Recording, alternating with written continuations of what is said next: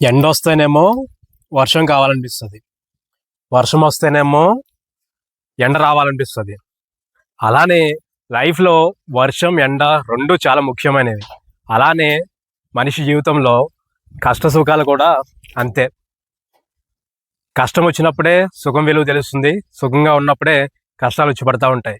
ఆ కష్టాలు వచ్చినప్పుడు మనిషి అనేవాడు కొన్ని కొన్ని సందర్భాల్లో తప్పుడు దారులు తొక్కుండొచ్చు. అది వాడికి చేతకాకో లేదా వాడి అవసరాన్ని బట్టో కొన్ని కొన్నిసార్లు తప్పులు చేస్తూ ఉంటాడు. అలా అని చెప్పేసి ఎప్పుడు చులకనగా చూడొద్దు. ఎందుకంటే ఇప్పుడు ఉంటున్నాం, రేపొద్దున్న ఉంటామో లేదో మనకే తెలీదు. మన జీవితానికి గ్యారంటీ లేదు.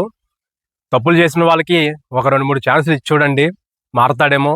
అప్పటికీ మారకపోతే వాళ్ళ దారిని వాళ్ళు వదిలేయండి, మీ దారి మీరు చూసుకోండి. ఎప్పుడు కూడా మంచిగా ఉండండి. ఒకరికి హాని చేద్దామనే మైండ్ సెట్తో మాత్రం ఎప్పుడు ఉండొద్దు.